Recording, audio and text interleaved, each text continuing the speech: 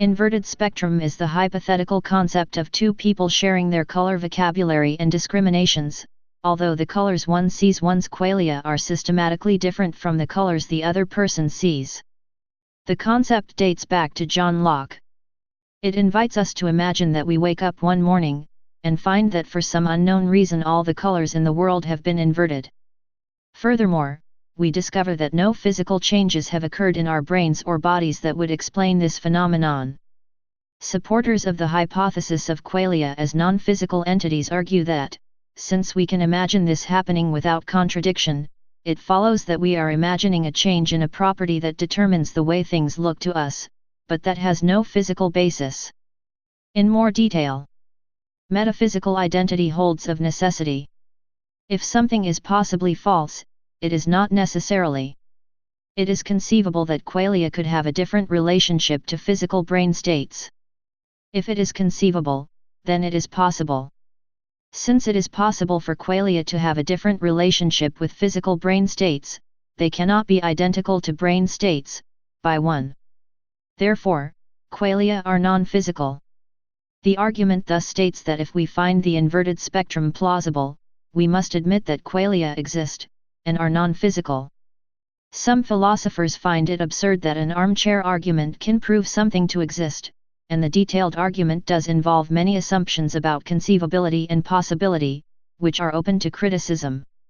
Perhaps it is not possible for a given brain state to produce anything other than a given qualia in our universe, and that is all that matters.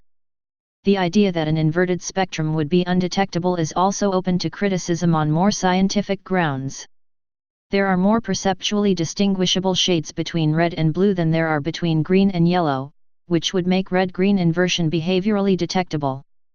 Similarly, desaturated bluish-red is pink, qualitatively different from saturated bluish-red, whereas desaturated greenish-yellow is similar to saturated greenish-yellow.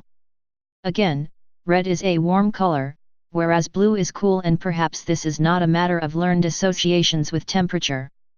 Inverted spectrum arguments have applications to behavioralism, physicalism, representationalism, functionalism, skepticism, and the hard problem of consciousness. In his book I Am a Strange Loop, Douglas Hofstadter argues that the inverted spectrum argument entails a form of solipsism in which people can have no idea about what goes on in the minds of others, contrary to the central theme of his work.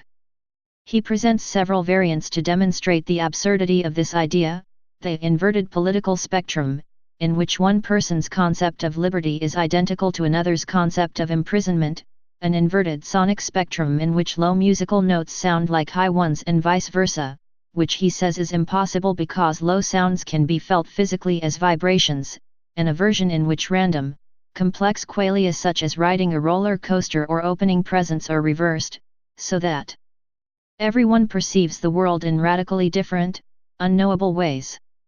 Please subscribe and thanks for watching.